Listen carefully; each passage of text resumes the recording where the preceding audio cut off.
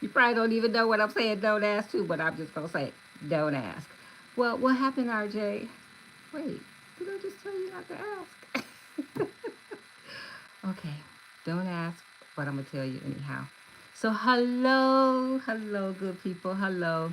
Yes, once again, I want to say welcome and thank you so much for being here. I'm really honored that you would just take some time on this beautiful Sunday evening, this Mother's Day. I want to just come in and say, hey, welcome for being, thank you so much for being here and welcome. I am RJ Jackson. I'm also known as the Courage Giver. And I just want to spend some time with you this evening in preparation for our Monday. So I want to give you some information that's going to cause some transformation in your situation. Now, I don't know about you. Perhaps you're good. You don't need any information. You don't need no inspiration. And you don't need no transformation because things are going really good for you. And if that's you, you stick around anyhow, boo. Because here's what I want you to do encourage us. Mm-hmm. Encourage us to make it through too. So I want to say welcome and thank you so much for being here. And I'm honored that you would spend some time with me. And I'm going to tell you like Elizabeth Taylor told husband number nine. Guess what? We're going to be together for a little bit. We're going to have a good time. But we ain't going to stay here all night. We ain't going to do this thing all night. But while we're here, we're going to make sure that you will leave very differently than the way you came. Is that all right with you? Here's what I want to invite you to do. If that's okay with you, go ahead and let me know in the comments that you are picking up what I'm putting down and that is good with you. So I originally scheduled this time for us to connect for right now. But somehow, some form or fashion, I don't know what happened, it says for next Sunday. Now, I don't even know if I'm going to be here next Sunday. So we're going to do this thing today because today is the present that we have and that we can do what God intended for us to do with it. And so we're going to do that together today. And we're going to talk about 3 ways to boost your confidence. 3 ways to feel better so that you can do better and be the best person that God created you to be. This is the season, my friend, for you to win. This is your season to heal, to grow, and to prosper. And I just want to give you a couple of tips to get you started. Because this week that's coming up, if God says the same, and He gives us grace to see it, I'm already feeling it. It's going to be powerful, totally powerful. So you got to be in it to win it. So let me give you some strategies so that you won't want to stay in the bed with the cover over your head this coming week, that you will get through what you're going through. And it is time, my friend. It's definitely time. So hello to each of you. John Bentley, thank you so much for being here. I see your comment. You're picking up what I'm putting down. And I so appreciate the fact that you are here tonight and that you're sharing this time with me. So let me take just a moment. Perhaps this is your first time joining me here on the live or on the replay. Let me just take a moment to introduce myself, share a little bit about why I show up, not only why I show up, but why I'm so grateful that you showed up. It, my heart beats, and I just want to say thank you. So, my name is RJ Jackson. I'm known worldwide as the Courage Giver. And I spend most of my time doing what I love and loving what I do. If I'm not doing what I love, hours, I am passionate about helping people, women in particular, entrepreneurs, professional women, leaders. I am passionate about taking you and leading you on a repositioned journey of greatness so that you can alleviate stress, get through what you're going through, and reclaim your individual identity, who you are as a person. As women, especially, we lose our identity and our roles as mothers, as wives, as employees, as entrepreneurs. We lose our roles as we volunteer in the community, serve in our church. We kind of forget who we are. And then there comes a time in life when our babies grow up, they find their way, they do their thing, and here we are at home, wondering, what am I to do? Like, I did have some dreams before I became a mother, before I went to work, before I started this business. And I am committed to helping you dream again without the stress, without the struggle, because I believe that you were born with a purpose and you were born to prosper. And I know this is time to win, my friend. So allow me, if you will, to share with you 3 ways that you can boost your confidence and you can get back to being who you were created to be. If that's okay with you, go ahead and let me know in the comments. Let's go for it, RJ, because I'm ready. I'm sick and tired of being tired. I'm tired of being stuck. I need more clarity. I need a vision. I need to feel my passion again. If that's you, I don't mind if you be authentic and transparent because that's what I promise to be with you. And go ahead and let me know in the comments. And if you don't want to let me know in the comments, that's okay. Here's another way you can let me know. Stick around. Just stick around because if you're here, then I know you're here on purpose and this is where you choose to be. So let me start off by sharing a little bit of my story with you. And at any time you have a question, a thought, put it in the comments because I'm here to dialogue with you, not just to share information with you, but to hear from you, to get to know where you are in life. What's your struggle? What are you pressing through? What do you wish would change for you? Because listen, it don't matter what I say if what I say doesn't help move things out of the way for you. And I'm here to help you not only get back on the path of prosperity, but I'm here to help you move things out of the way.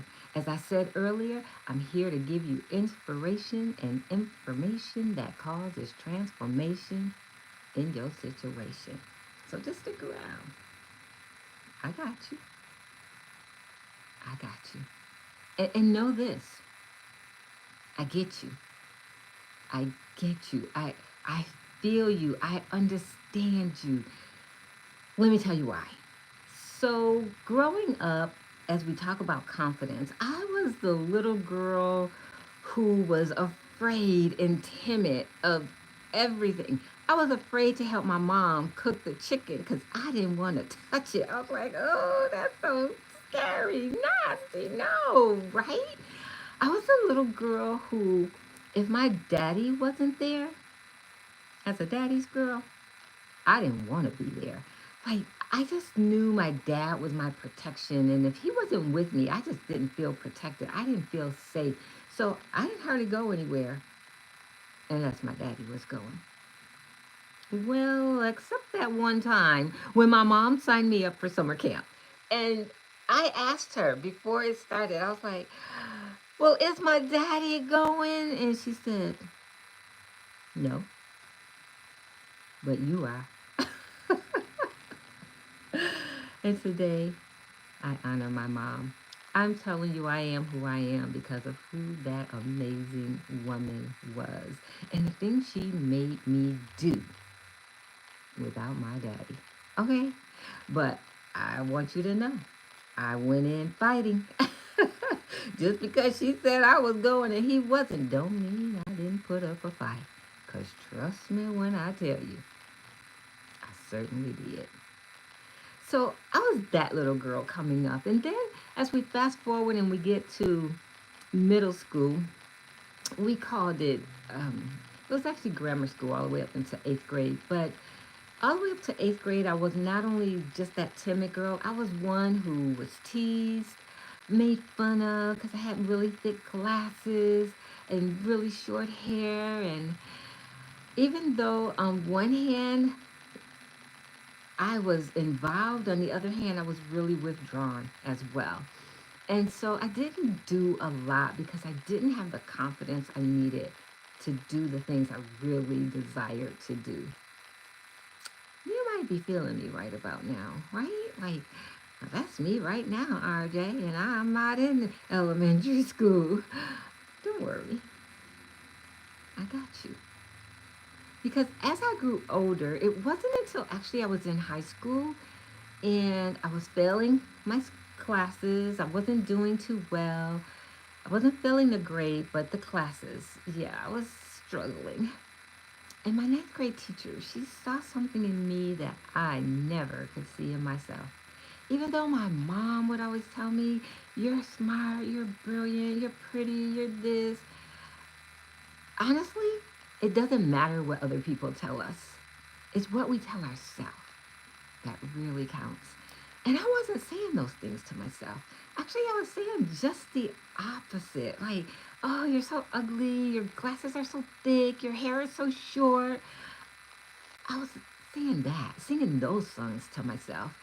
But when I got in high school and my ninth grade teacher, Sister Marge, saw something in me and invited me to come see her after school one day, which honestly, I thought the lady had lost her mind. Like, are you serious, woman? I don't even like seeing you before school or during school. Do you think I want to come see you after school? No, I don't. And I even had the nerve to tell her when she invited me, and I won't. So I told her I wasn't coming. And if there are times, as John Bentley is saying, that you feel less confidence, let me just pause for the cause and say, you're not alone. We all have those moments, regardless of how we feel about ourselves, regardless if we have self worth, if we feel good about who we are. We all have moments of doubt and fear and shame and guilt. And so, as I share my strategies with you, perhaps what I share with you will help you not only realize that you're not alone, but help you realize that you don't have to stay there when you're feeling that way. So thanks for sharing. I really appreciate you. And so Sister Marge was like, okay. She was not moved by my I'm not coming. She gave me an opportunity, and really, like all of us, it's up to us to take it. But how many of you know that we miss out on opportunities because we don't feel good about who we are? We allow our lack of confidence and self-worth to get the best of us, and our fear of what we think others will think to keep us paralyzed and stuck in the same situation, doing the same thing, getting the same results, and miserable. Well, Sister Mary said, look, I gave you the opportunity. It's really up to you what you want to do with it. So I'll see you in class. And this was a Friday evening when she shared this with me. So all weekend, I was really upset with her. Like, who do you think you are? You're supposed to be my teacher. You're supposed to make me. You're supposed to show me you care because you keep telling me you care. But that's not caring. Telling me you don't care if I come or not. I threw a big tantrum.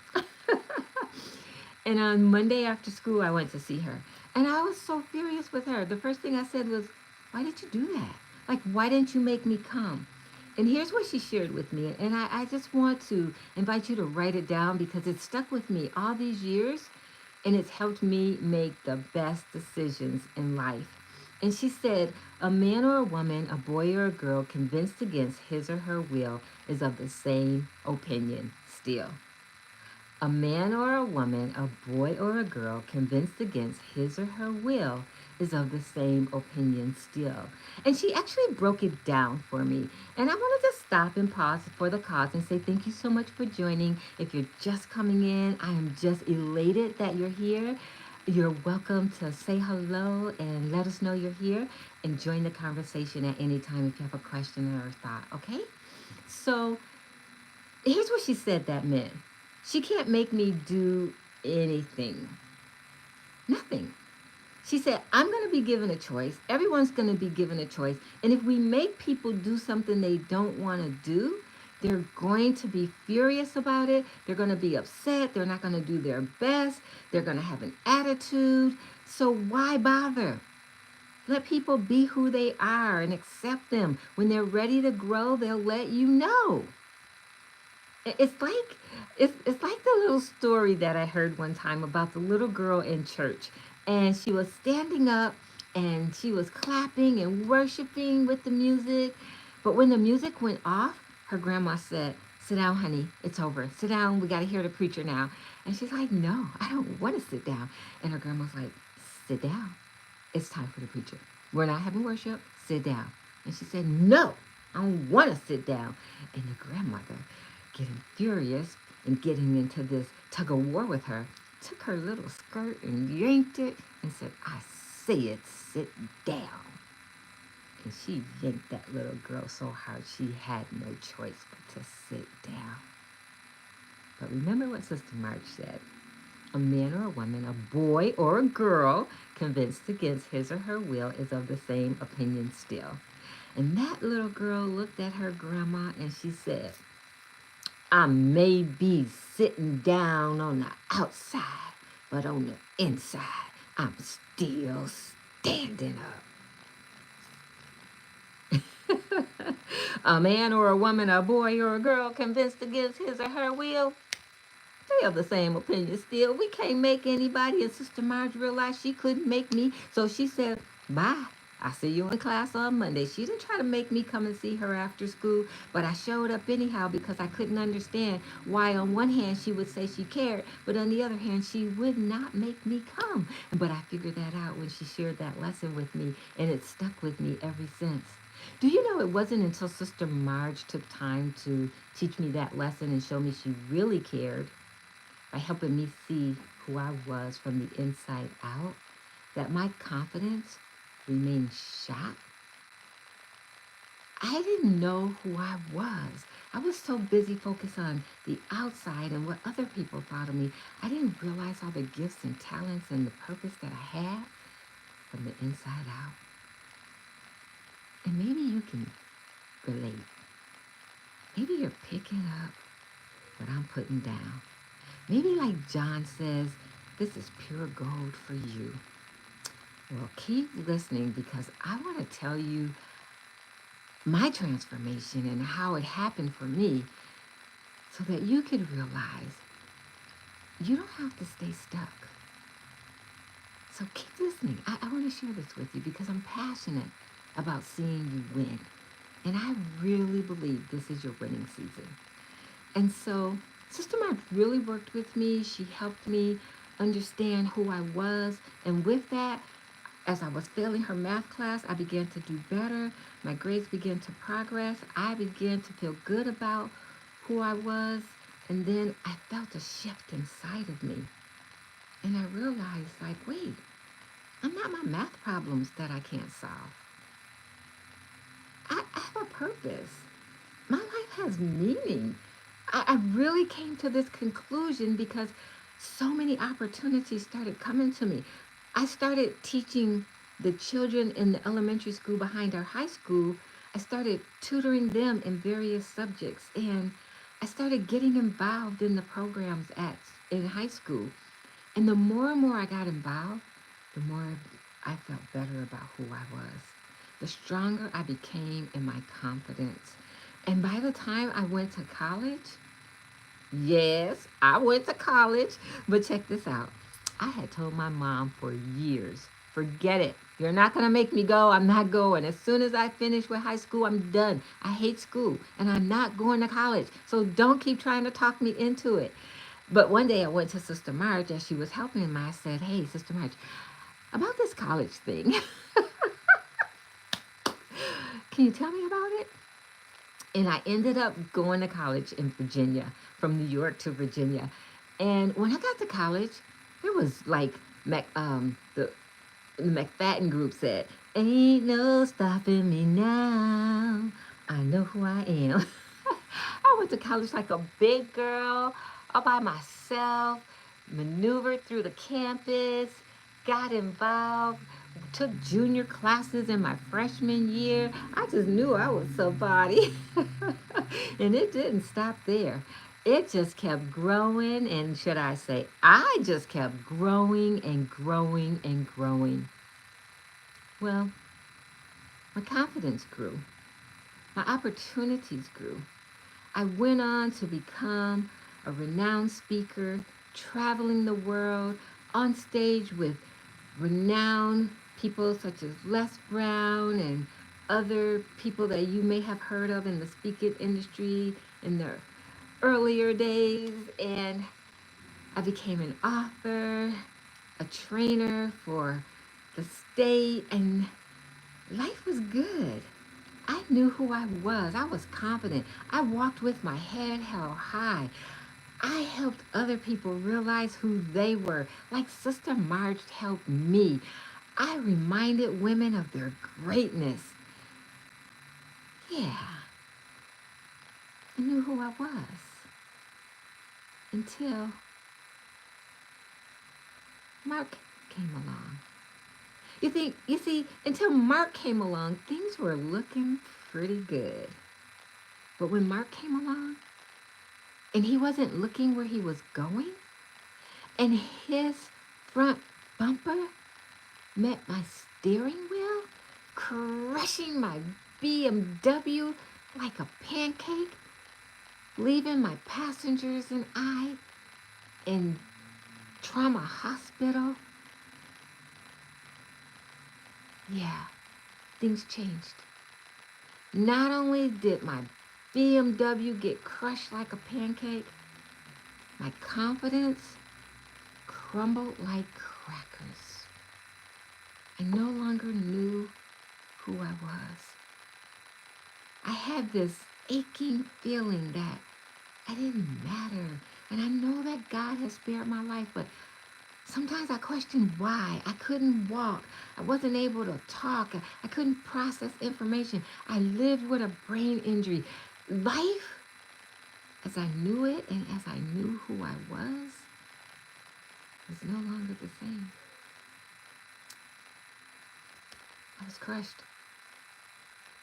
It wasn't until I put these three strategies into place, the ones I invited you to come learn about today, where things changed. You see, as I began to heal and as I realized, wait, I was once a speaker. You see, I had forgotten that. My memory was gone. I didn't realize that I had traveled the world. I didn't realize that I had books. There was so much about who I was that I had forgotten that I just didn't know my value anymore. But one day, I got a letter in the mail, and a letter had a little pen on it, a little pen that you pin to your shirt here, and it says, "For your years of service with us." And I was like, "Service with you? I served with you? I did?" And I began to read the letter and ask my daughter to help me understand it. And she's like, "Mom, you served. You helped people. You forgot?" And I'm like, "I don't remember. I guess so." And she began to remind me of what I used to do. The tears began to flow. And I thought, so does this mean I can't help people anymore? Well, what am I here for? I don't know. But then I realized this. I was dying, even though God spared my life. I was dying in the pain of comparing myself not only to what I had done, but to who I was and thinking I couldn't become anything greater. I was dying. It wasn't until I realized that I didn't have to die where I was living and I didn't have to live where I was dying that God spared my life. He gave me life and then He spared my life so that I can prosper and be in good health. When I came across Jeremiah 29 and 11, again for the 999,000th time, this time it was a rhema word. It meant something different to me. I realized that I really didn't have to die where I was living, that I could do something, that I could change, that I could take a journey that would take me to destiny. And that was the first step that I took in rebuilding my confidence. So if you're taking notes, write this down. Decide today that you don't have to live where you're dying and you don't have to die where you're living. Make that decision today. You don't have to have all the answers. I didn't have any answers, but I made that decision. And when I made that decision that I didn't have to die where I was living, I didn't have to live where I was dying, I chose life and that more abundantly. And that, my friend, is prosperity. Mm-hmm. I chose to prosper even with what I had, which seemed like nothing. I realized I had enough to keep going, enough to take one more step. You know, sometimes people stop me and they say, "Excuse me, ma'am, I think you lost your earring." I go, "Oh, thank you so much. But actually, I'm wearing this one earring to help you realize that all it takes is for you to take one more step to get back up and try again, one step at a time. And when you do, you can reclaim your identity and your confidence." And that's what I was able to do from taking that first step and deciding that I didn't want to live where I was dying. And I didn't have to die where I was living. And it didn't stop there because I'm a work in progress. I had to do some work. So wherever you are, if you want things to change, you got to do something about it, one step at a time, but you got to do something. And so after I realized that I didn't have to go out that way and I didn't have to stay that way, I decided to embrace where I was and what I had. Even if I felt like I didn't have the right words to say, I didn't have the memory of where I come from, I realized I had breath. I had a passion. I had hope. Because when you lose your hope, you lose everything. I had people who cared about me. I had people who wanted to see me win. I had people who was willing to help me win. What was wrong with me that I wasn't using that I was laying in bed with the cover over my head having this pity party? I decided no more. I want to start with what I have in my hand and I'm going to embrace who I am. And if I say the words wrong and people don't like it, they can go somewhere else. They can listen to someone else. But for those people who wanted to help me, they were going to stick around. And trust me when I tell you, they did. And because they did, I'm here with you right now. And thank you for being here with me as well.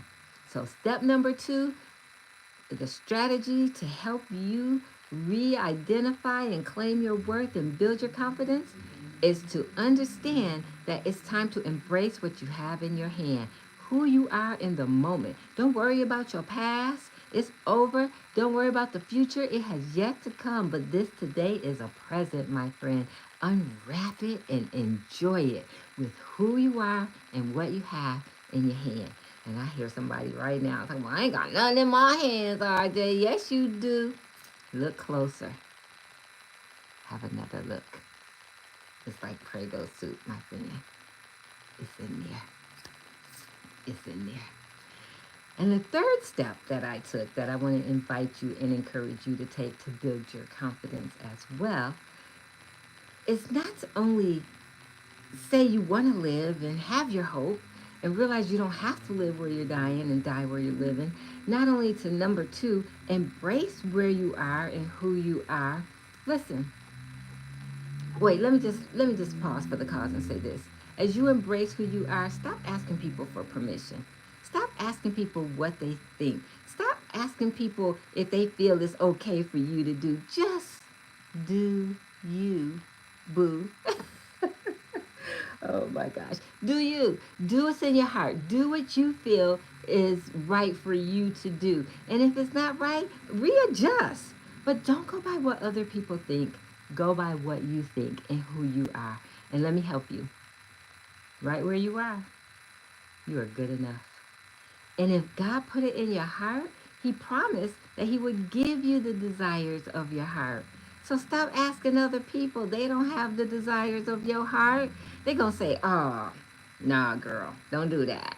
Why you want to do that? Like, ain't nobody ever did that. You wasting your time. You are wasting your time asking them what they think. And listen, it's your vision. And if God gave you the vision, He going to make provision. And don't ask other people because they don't have anything to give you. God going to give you what you need. And if somebody has something for you, they're going to give it to you. So don't worry about asking for their permission. Okay, get off that soapbox, RJ. Get off. Okay, somebody needs to hear that. So I just wanted to encourage your heart. Number three, the third strategy to boost your confidence and feel good about who you are. As you take one step at a time, celebrate each step. Celebrate each step. Celebrate each step. I'm not saying you got to go out and buy a new dress, a new purse, and new shoes. No, just celebrate. Just say, I did that. Write it down, highlight it, say, wow, I've grown. I've accomplished something different that I haven't done before. Say it out loud. Say it to yourself. Tell somebody.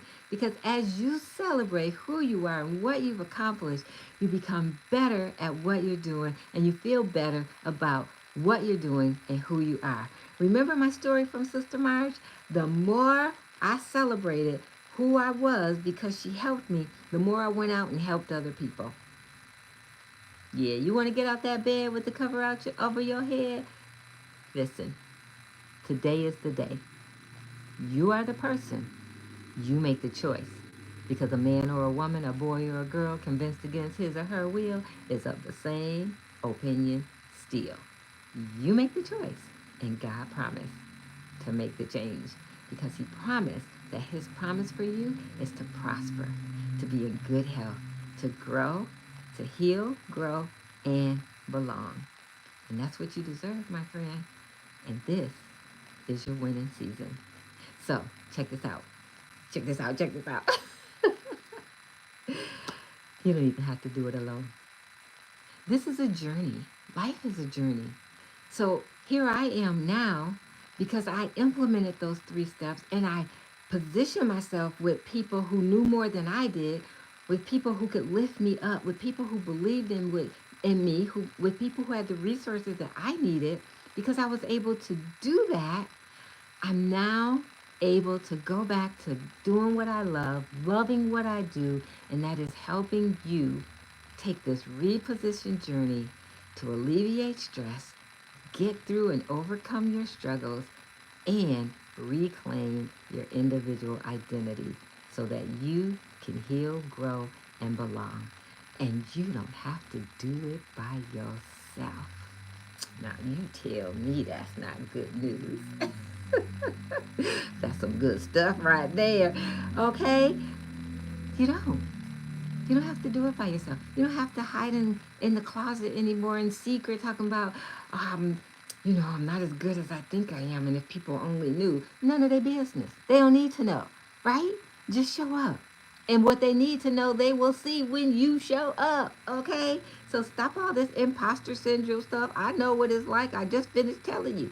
Been there, done that. I don't want to do that no more because I realized I was dying. And I don't want to die where I'm living. I want to live so that I can give you hope and possibility as well. Is this making sense? Is anybody picking up what I'm putting down? Can you feel me?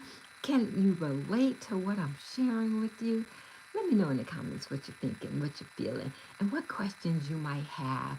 And what is it that you feel you need in order to succeed? What do you feel is missing? What do you wish would change for you in your life? And are you tired of doing this thing by yourself, alone?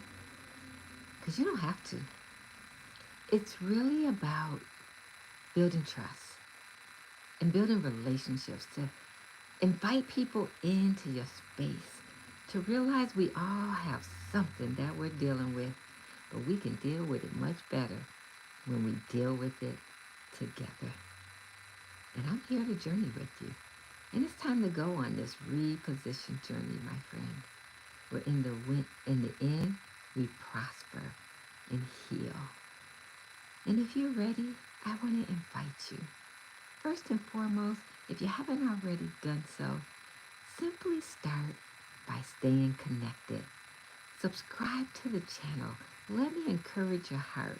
Test it out first before you dive in deep.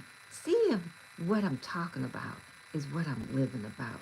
And I promise you, you'll see. I don't just talk about it. I be about it. I am who I say I am because I want to help you be who the word says you are. And I can only do that by being authentic and true myself.